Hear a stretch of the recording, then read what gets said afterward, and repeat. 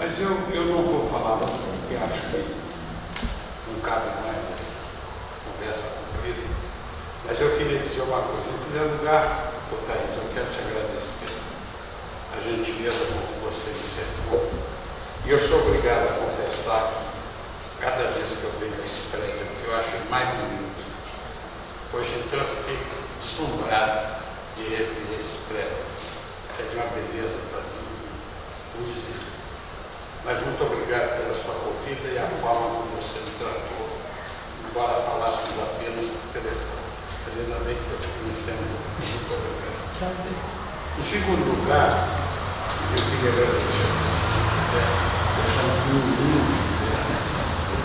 porque eu quero chegar na sua idade com essa vitalidade, com essa clareza, com essa inteligência brilhante que você tem. E agradecer o apoio da academia, a minha vinda aqui ao Uberaba, a minha presença. E talvez vocês não saibam, mas eu morei um tempo em Uberaba. Eu, quando criança, morei aqui. Morei lá na Praça Santa Terezinha, perto da casa do meu avô. E quando eu ia subir o Morro da Onça, eu empacava no pé dele. E minha mãe falava assim: olha, se você ficar dando birra aqui no pé do morro, eu chupar ovo e te pego. Esse chupar ovo era uma figura popular de Uberaba. Eu nunca ouvi, mas os mais velhos falavam dele. Eu sei que eu subi o morro legal, igual Fosca, quando falavam do chupar ovo. Mas eu fui vivendo Uberaba, eu tive a infância de quintal, que eu acho um privilégio. E uma das coisas que me tocaram profundamente, quando eu tive o prazer de ingressar na academia de letras, né, eu cheguei na sede da academia, acho que eu já falei isso. Quando eu vi a sede, eu me lembrei que ali era o centro de saúde de Uberaba. E o meu tio Paulo foi chefe do centro de saúde e eu vinha passar as férias em Uberaba. E como eu não tinha dinheiro, era muito duro, aí o tio Paulo me levava para o centro de saúde, eu batia os carimbos e ganhava 5 PR, 5 cruzeiros, cada carimbada eu dava, me permitia bater uma graninha para beber, passar no tabu, ir para as festas, aquela coisa toda. Mas o que importa é o seguinte, que cada vez que eu venho Uberaba, eu vou retomando algumas lembranças, algumas reminiscências da minha vida aqui, embora a passagem vai ser curta, porque foi parte da minha infância. Depois fui para Belo Horizonte, onde me realizei. E curiosamente nasci em Pontalina, em Goiás, porque meu pai formou-se na Faculdade Nacional do Rio de Janeiro e Costa do Getúlio saiu fugido e foi homiciar numa fazenda de um amigo do vovô, lá em Pontalina. Mas quando ele chegou lá, o filho dele, eu já sabia que ele estava. Mas como era amigo do vovô e tal coisa assim, ele já tinha um namoro com a minha mãe e acabou casando. E aí tive uma irmã que faleceu lá, chamada Marivone, e eu e minha irmã viemos para Uberaba. E aí aconteceu. Mas eu quero falar desse livro, quero falar por que eu trabalho com a literatura infanto-juvenil, a literatura juvenil. Isso começou quando eu contava a história para os meus filhos dormirem. E teve um dia em que eu contei, meu filho, que eu sou psicólogo, meu filho mais velho, eu contei uma história chamada Badão, o Dragão. Badão era aquele que eu tive menino. Então, ele ouviu a história e eu levei um susto muito grande, porque eu contei a história e parecia que a história não me pertencia. E eu não tinha contado a história, ela veio pronta na minha casa, princípio, meio fim. Eu levei um susto danado aqui, mas a vida seguiu.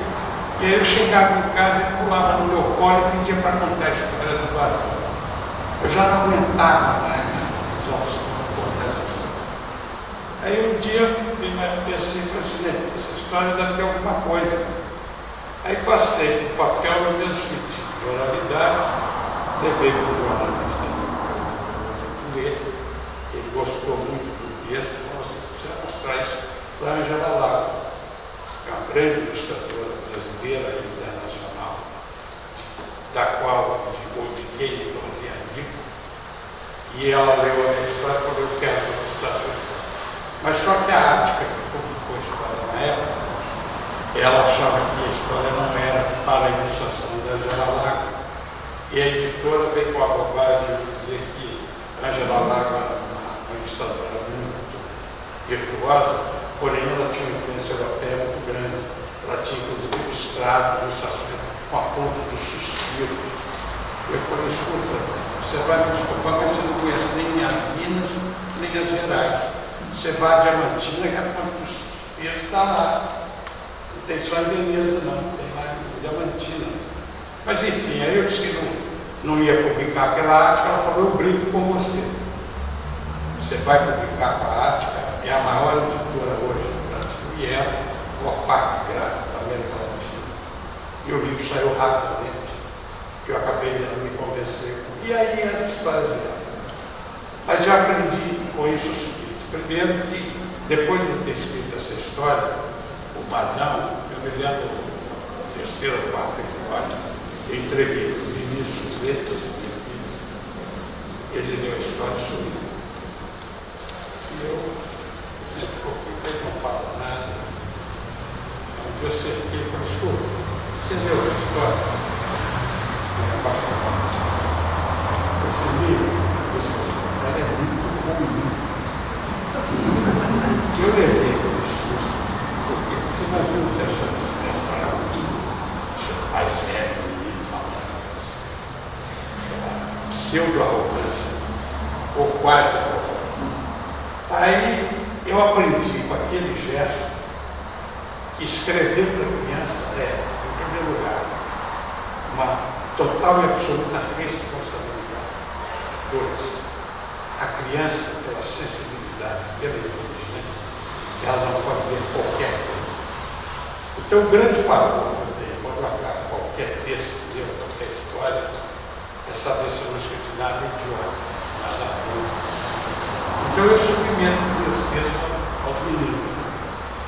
E, dependendo da aceitação do texto, eu prossigo. E tem sido feliz com os textos que eles vão aceitando e vão gostando. E essa opinião para mim é muito valiosa, porque a criança não tem hipocrisia. Ela não é como o adulto. Ela gosta, ela fala, gostei. Ela não gosta, ela fala, não lata, não gostei. E assim eu fui construindo a minha obra já em 12 livros, estou fazendo o 13º. Obviamente, eu não só escrevi criança, tem tese de mestrado publicado, tem trabalho jurídico publicado, tem um livro de memórias, tempo guardado, que eu já publiquei por uma editora em Belo Horizonte, e agora vem o quinto. O que eu quero dizer desse livro é o seguinte, é a história de um elefante, e é uma história real, porque alguns anos atrás, mais ou menos 9 a 10 anos, eu li no jornal dos Estados Unidos que um circo na cidade de Formiga foi embora e abandonou no lote vago o elefante. Eu fiquei indignado. Mas não é possível uma maldade dessa com o mascotão. Tentei escrever uma carta de guerra, não saiu nada e acabou passando. Aí um dia eu resolvi reler o Drummond com o poema dele, O Meu Elefante, que eu acho uma beleza incrível. E aí resolvi pesquisar sobre o elefante. E descobri que o elefante é sensível, chora, é artista, desenha, dança. E de uma sensibilidade tão impressionante que quando ocorreu aquele tsunami na Ásia, ele sentiu o tsunami na pata.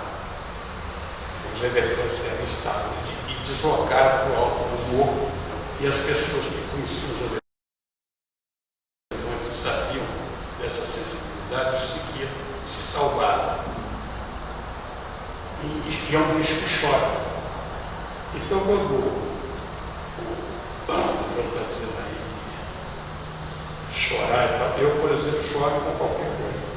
Você falar que vai ter um lançamento de uma nova linha da Valeta, eu choro. E não tem medo e não tem problema de não chorar, não. Porque a minha vida ela é essencialmente uma vida de afeto. Eu não sei viver assim. Eu não sei viver para mim.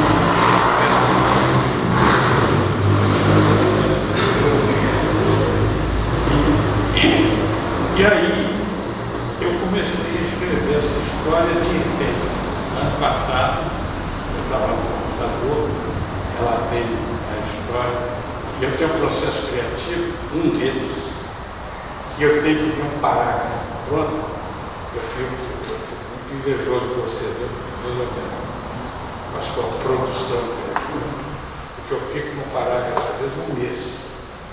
Eu sei que você trabalha em 3, 4 computadores, uma máquina para escrever, e eu fico lá um mês, batendo para quando o parágrafo fica bacana,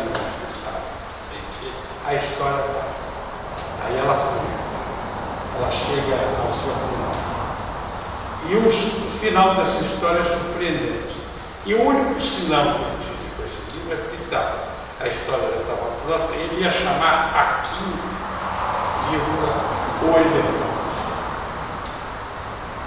Quando eu pus esse nome, eu fui fazer uma pesquisa e eu verifiquei que o Aquim já tinha, olha que loucura, já tinha um livro chamado Aquim, o elefante.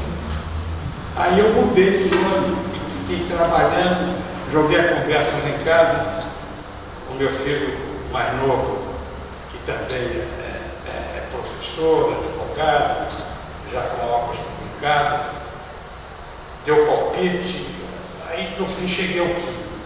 E achei que o nome é um nome brasileiro, é um nome melhor, abandonei o nome asiático, que é melhor, que é a minha primeira ideia, e acho que o final da história surpreende.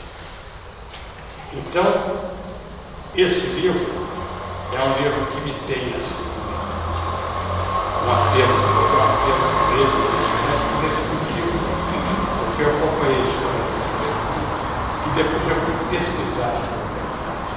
E aí, olha como é que a cabeça da gente é muito louca. Eu me lembrei que meu pai levou os meus irmãos também para ver o Circo Garcia. Esse Circo Garcia tinha 3 brincadeiras, eu adoro circo. Eu vou para o circo, pior que menino.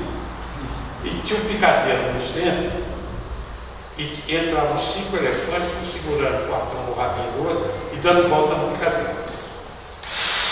E tinha um lá mais esperto, subia no taburete, levantava lá, fazia uma graça. Quando de repente eu estava comendo uma pipoca, o elefante passou e levou o saco de pipoca. E eu caí por trás da cadeira, era uma cadeira aberta, e eu vi que eu caí num monte de serragem, porque o chão do camarote era de serragem. Eu não me lembro se eu chorei, se eu dei escândalo, o que foi. Mas quando eu estava escrevendo a história do Kim, essa imagem dele na cabeça. Então aquela coisa, a cabeça da gente é muito doida, porque o processo criativo, você vai sofrendo diferentes influências, a realidade, a sua criatividade, a sua sensibilidade. Eu queria falar isso sobre esse livro, então eu tenho por ele um carinho muito grande. E é óbvio que eu não poderia deixar de ir ao Uberaba para lançar esse livro, porque o que está acontecendo comigo e com o Uberaba é o seguinte: cada vez que eu venho, eu começo a deslumbrar coisas que foram recôndicas até então essas coisas vão mexendo com a minha cabeça e eu conheço mais essa cidade. profundidade do que eu imaginava. E eu vou vendo as coisas aqui e acolá e vou me lembrando dos fatos, dos ciências.